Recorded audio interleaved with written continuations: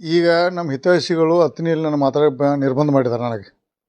ನೀವು ಮಾತಾಡೋಕೆ ನಾವು ಮಾತಾಡೋದು ನಿಮ್ಮ ಪರವಾಗಿ ಅಂತಾರೆ. ಅದಕ್ಕೆ ನಾನು ಮಾತಾಡೋಂಗಿಲ್ಲ. ಆದರೆ ಒಂದು ಯಾಕಪ್ಪ ಒಂದು ಪದೇ ಯಾಕಂದರೆ ಇಲ್ಲಿ ಹತ್ತನಿಯಲ್ಲಿ ಮಾತಾಡ್ರೆ ಹೊರಗಿನ ಮಾತಾಡೋದು ಬಿಟ್ಟಿದ್ದಾನೆ. ಯಾಕೆ ನಾ ಬರೀ ಹೊರಗಿನ ಅನ್ನೋದ್ರಿಂದ ಅದಕ್ಕೆ ನಾವು ಮಾತಾಡ್ಬಿಟ್ಟಿದ್ದೇವೆ. ನೋಡಿ, ಹಿಪ್ಪರಿಗೆ ಒಂದು ಸ್ಥಳೀಯ ಶಾಸಕರು ಬೇಜವಾಬ್ದಾರಿ ಸ್ಟೇಟ್ಮೆಂಟಿಂದ ರೈತರಿಗೆ ಭಾಳ ಅನಾಹುತ ಆಗಿದೆ. ಅದು ಇರ್ಬೋದು, ಅವ್ರು ಹೇಳಿದ್ದು, ಅವರು ಬುದ್ಧಿವಂತರು, ಸೀನಿಯರ್ ಶಾಸಕರು, ಅವ್ರು ಹೇಳಿದ್ರಲ್ಲಿ ಅರ್ಥ ಇರ್ಬೋದು. ಆದರೆ ಅವತ್ತಿನ ಸಂದರ್ಭ ಅನುಗುಣವಾಗಿ ಅಲ್ಲಿ ರೈತರಿಗೆ ಏನು ಹೇಳಬೇಕಾಯ್ತು, ಆಯಿತು ಅತಿ ಶೀಘ್ರದಲ್ಲಿ ನೀರು ಪೋಲಾಗತ್ತೈತೆ, ಅದನ್ನು ಸರಿಪಡಿಸಿ ನಾವು ಟೆಂಪೋ ರಿಪೇರಿ ಮಾಡಿ ಮುಂದಿನ ದಿನದಲ್ಲಿ ಎಷ್ಟೇ ಖರ್ಚಾಗಲಿ ಮಾಡ್ತೇನೆ ಅನ್ಬೇಕಾಯ್ತು. 300 ಕೋಟಿ ಖರ್ಚಾಗಬೇಕು, ಅದು ಕೊಟ್ಟಿದೆ ಹಾರಿಕೆಯಿಂದ ಮಾತಾಡಿ ಮತ್ತು ರೈತರಿಗೆ ಆತಂಕ ಒಡ್ಡಿ ಬಂದದಕ್ಕೆ ಭಾಳ ಖೇದದೆ.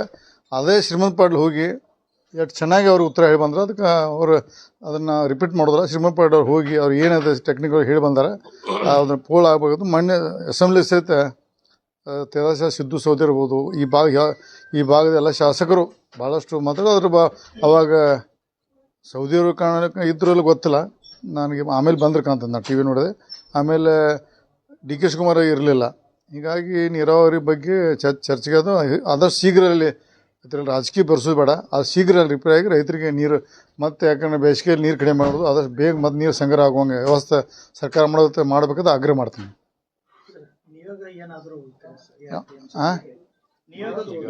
ಮಹಾರಾಷ್ಟ್ರ ಈಗಾಗಲೇ ಮೊನ್ನೆ ಒಂದು ಹಂತವಾಗಿ ಮಾತಾಡಿದ್ದೀವಿ.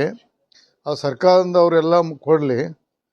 ಅವರು ಸರ್ವ ನೀವು ಪಕ್ಷ ನೀವು ಹೋಗ್ತಾರೋ ಇಂಡಿಜು ಹೋಗ್ತಾರೋ ಯಾರೇ ಹೋಗಲಿ, ನಾಣ ಹೋಗಲಿ ಯಾರೇ ಹೋಗಲಿ, ಆದಷ್ಟು ನೀರು ಬಂದು ರೈತರಿಗೆ ಮುಂದಿನ ಬೇಸಿಗೆ ನೀರು ತಗೊಂಡು ಮಹಾರಾಷ್ಟ್ರದಲ್ಲಿ ಈಗಾಗಲೇ ಒಂದು ಹಂತ ಮಾತಾಡಿದ್ದೇವೆ.